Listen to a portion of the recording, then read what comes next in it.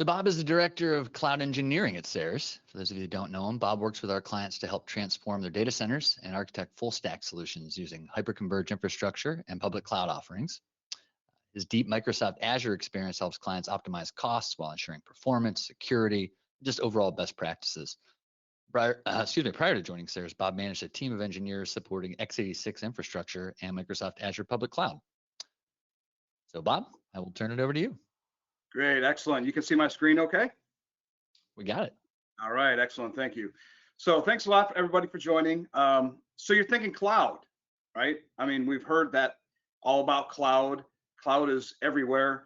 I'm gonna have a little bit of an Azure spin to the conversation here today, since it's kind of everywhere and you kind of have to pick a lane. So just know that you're not alone, right? There's other, the market has said that, in 2020, the cloud has been accelerated, the adoption by COVID, right? We had shortages of chips, and we had shortages in the supply chain. And so, really what we're coming down to is, to be able to adopt and to be able to bring in the services that leaders needed to do. They needed to adopt cloud, and we're finding organizations adopting that cloud first principle. Doesn't mean cloud only, but cloud first. Now, as Gartner says that by 2025, enterprises are going to be looking at, and most enterprises are going to have that cloud first principle. Again, doesn't mean cloud only. It means you're going to be looking at those applications, those software as a service applications. You're going to be looking at those things that are born and built for the public cloud for consumption. It just means that you don't have to have that physical infrastructure anymore, and that big hard asset to be able to run whatever that you're needing to run as far as your application. But one of the items that's really kind of driving this, right? Another item is containerization, right? So you may have heard it in the past, about containers, about developing in containers or applications that run containers. But by 2025, Gartner is predicting that 85% of organizations are going to be running applications in containers. Today, about 30%. That's a big jump. And so when you start thinking about containerization, if you're not too familiar with it, think of it as, back in the 2000s, it was virtualization, right? That was this big thing. It was new to the industry. It was a game changer, right? It was a market disruptor. Think of containerization around those same lines, right? It's a new way that applications can be consumed, deployed with lower amount of architecture and infrastructure and lower cost, right?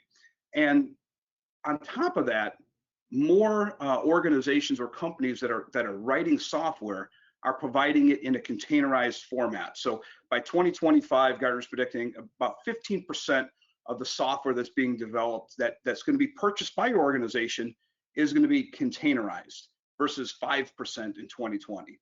That's a big jump, right? Again, it's applications that are built for the cloud, right? So one of the other drivers, that the market is, what it says, right, and why we see this cloud adoption is around Microsoft's WVD infrastructure, and really it's VDI in the cloud. And they started bringing that in the late 2019, but obviously again, COVID came and everyone needed to work remotely. Some organizations were ready. They had infrastructure, they had items that were deployed for people to work remotely, and others weren't, right? And those organizations that weren't quite ready, they needed to ramp up really fast. And one of the solutions that was out in the market ready to take on that workload was Microsoft's WVD. So one of the statistics I thought was really interesting from Gartner was saying that by 2023, 20% of the VDI users that have like a virtual desktop today, like maybe in a core data center or a terminal server farm, they're going to be moved over to desktop as a service in the cloud. Those are some pretty big numbers, right? And pretty quick, right? 2023 is right around the corner. And again, another item that Gartner is pointing out is that by 2022, 75% of the organizations are predicting going to have a team or at least an individual that's kind of dedicated to that modern workplace application deployment. How do your users collaborate, right, in this new world of working remotely, working from anywhere? Group that's going to be dedicated to make sure that your employees are productive. And then I think, one of the really crazy numbers here is, I know a lot of different desktop operating systems, and wherever you fall from an operating system perspective, Mac, Microsoft, whatnot, they're predicting that the number of Windows 10 PCs underneath like corporate, infrastructure that are being managed is going to triple in a couple years from the 2020 numbers. It's a huge number of operating systems, and really what that's a testament to is how easy it is to deploy images, how easy it is for your users or your customers, your internal desktop users, to consume it, right? It doesn't take it doesn't have that really long, infrastructure build-up, ramp-up time. It's point, click, enable, doing some security features and whatnot, and you have a solution in place. So these are some of the things that we're seeing in the market today, and Gartner is predicting as well. One of the items that kind of also has a Microsoft feel to it from a cloud perspective is, Microsoft is starting to shift or has shifted the small, mid-sized customers, sometimes on the larger customer side, to Microsoft Cloud Solution Providers. What does that mean? Well, in the days of the EAs, the enterprise agreements, right? It's something that Microsoft negotiates pricing, negotiating discounts, all that great stuff. They've started to move that up and make it a little bit harder, or at least the cost to get in the door for those type of programs. It's a little higher than what it used to be. So, but they know that they want to provide their customers, their end customers, with the same type of experience, that feel that you would get from having an EA, or maybe having a dedicated team that's driven towards the Microsoft ecosystem. So how do they how would they adopt it? So they put this CSP program together to enable partners to be able to work with customers in and around the Microsoft ecosystem to help them and give them that same look and feel, like as if that customer had an EA in place, although you're dealing with your partner instead. This is something that Microsoft is shifting to, and it's been a very successful program so far. So you're adopting cloud, right? Or you have adopted the cloud. You have something up in the cloud. You're already there, right? What is the reason for it, right? There could have been some cost. We talked about being able to adopt things quicker during the pandemic, but in reality, Sayers, and what do we look at as we look at it as the IT team becoming a service provider for your organization. A lot of times we've heard in the past about that shadow IT, right? A group that's off doing something over another realm that is in the cloud, and you're not quite sure what they're doing, but you heard about it, right? And there's another group that's enabling or doing something with files because they ran out of space, right? It's really about the IT team becoming that center point for all IT services and needs for your organization. It's so that it allows your organization to enter new markets and bring more services or new services to the end customer. You're part of your IT team being part of the business versus part of an expense line item, right? But mind you, that the role of the traditional data center isn't going away. It's evolving. It's changing, right? So there's always going to be, for the foreseeable future, there's going to be workloads that just cannot move to the cloud. They're not ready for it. They use protocols that aren't that aren't adopted in the cloud, the hyperscaler space, or more than likely, sometimes it's just more cost effective to have it on-prem than in the cloud. We've heard all about which one's more expensive, on-prem or the public cloud, and the answer is it depends, right? I mean, there's a lot of different ways to look at it, but there are some clear-cut examples of some types of applications that are just, it makes more sense to be inside the data center, right? They're more efficient. And as we start looking outwards, right, and as you start looking outward for your teams, and how you're going to support your developers, your applications, right?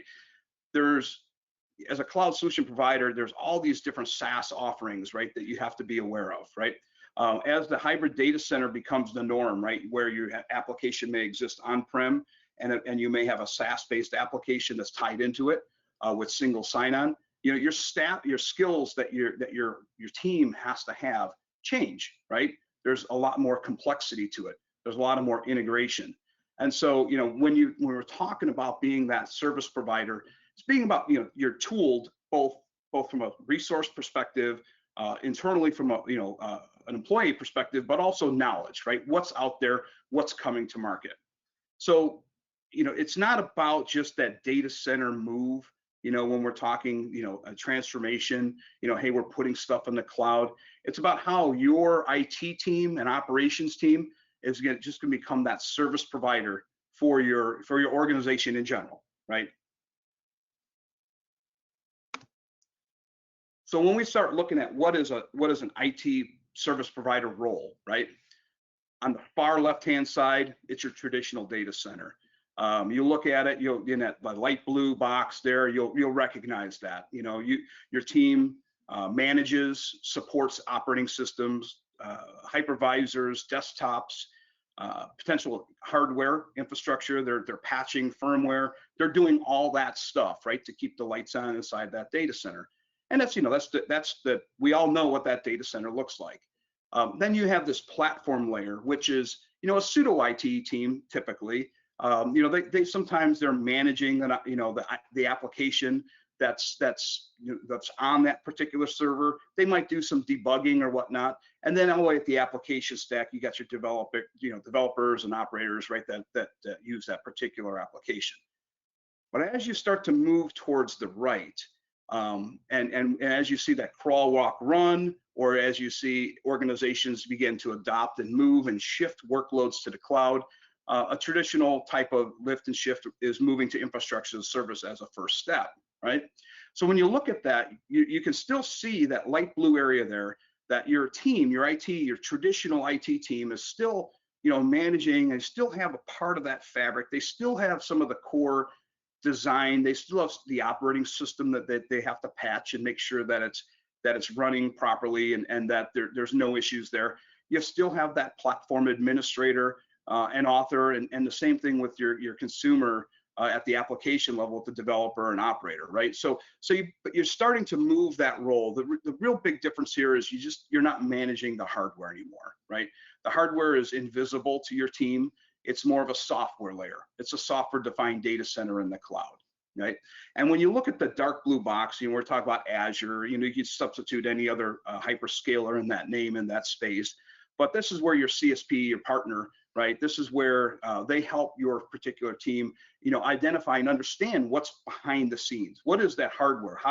What are the capabilities, right? That when you spin up an operating system in the hyperscaler, you know, what are the things that you have to have that integrate with the true underlying hardware behind it? But as you move even farther to the right and you go to platform as a service, PaaS, you'll notice that all of a sudden, the change in your IT team, right? They're not managing operating systems anymore. They're not managing hardware anymore. In fact, you know, you start looking at your, platform administrator. That doesn't exist there either, right? Your IT team is kind of transforming into that consolidated role where they're configuring the application. They're configuring some of the scaling capabilities within the application, putting guardrails around the application. You still have the developers, you still have the operators and the author of the apps, right? But you know, your team is more it's more around making sure that the application is up and it's scaling properly. Again, when you look at your CSP and the infrastructure that's being managed by the cloud provider, you no longer have to worry about operating systems. You don't have to worry about any of the infrastructure underneath it, and even on the patching level, right? I mean, there's the software that's potentially running that service, right? You're not patching the web engine, for instance, right? That's all being managed by the hyperscaler.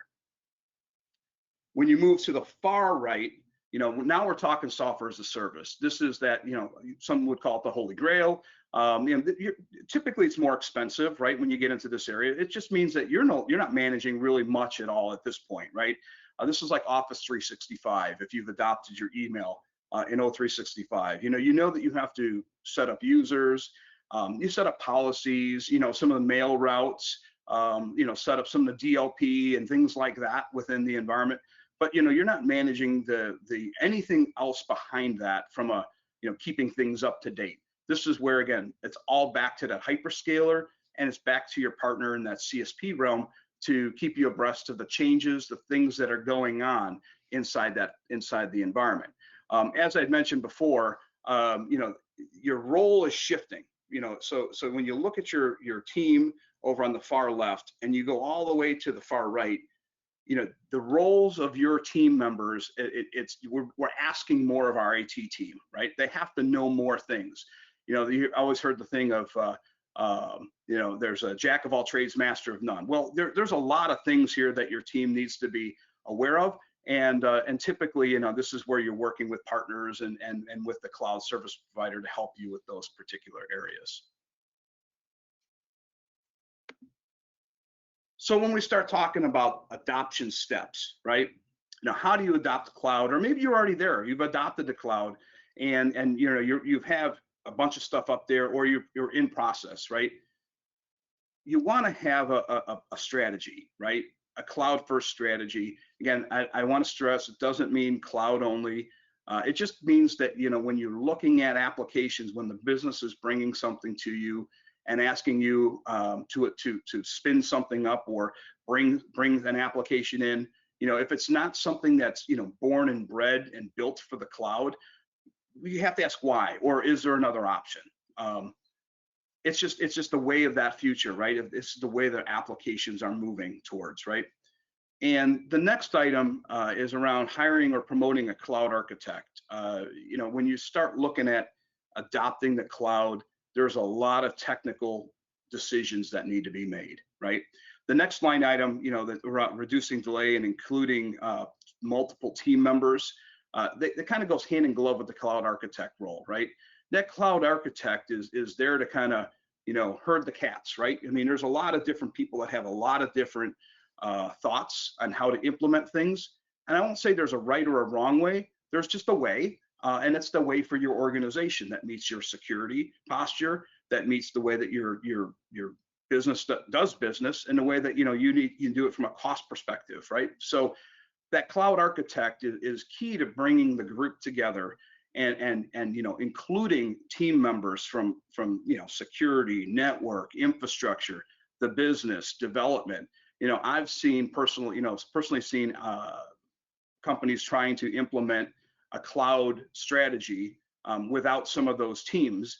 And when you get to those teams, to talk to them about security or talk to them about how they would deploy things, they're taken aback a little bit because it's the first time they've heard it, right?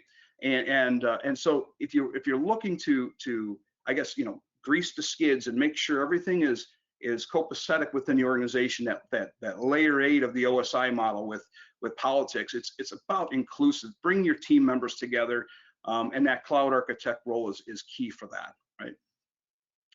I think Ken talked earlier about about connectivity and into the cloud, right? When he was talking SASE. Well, one of the items I like to also talk about is having a strategy for the connectivity between data centers, your public clouds, or your offices.